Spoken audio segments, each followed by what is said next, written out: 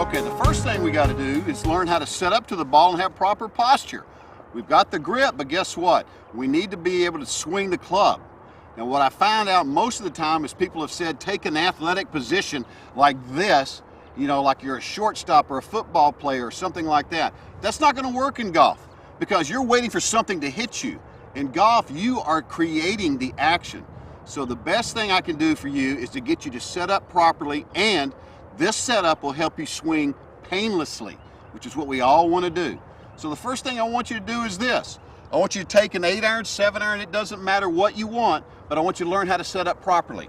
If I put the club behind the ball right now with my right hand and I separate my feet, the first thing right now I want to tell you is I'm comfortable. I'm very comfortable. I want to start with the ball, and I'll separate my feet, then I'll take my grip and I just tilt at my hips.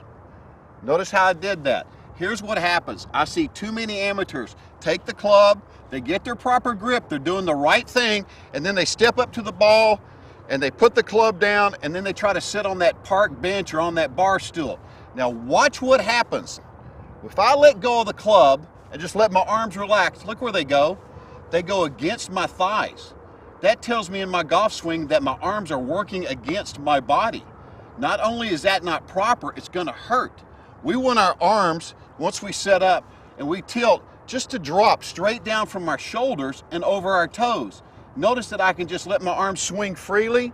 They can go back and through, and we're looking at that finish line. I want my arms to be able to swing through to that finish line because that's where we want that ball to go. So here's the proper setup. We're going to put our feet together. We're going to take the club for you right-handers in our right hand, set it behind the ball. Notice that my feet are close, my knees aren't bent or they're not squatting or anything.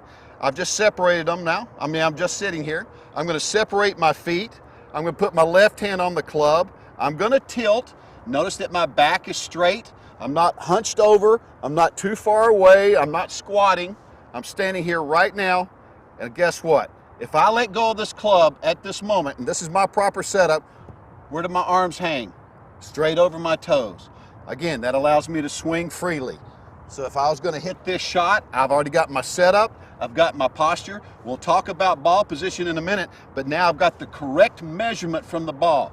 You have to have the right measurement to be pain-free, to swing freely, and to drive the ball and hit it more solid than you ever thought you could. So, proper setup and posture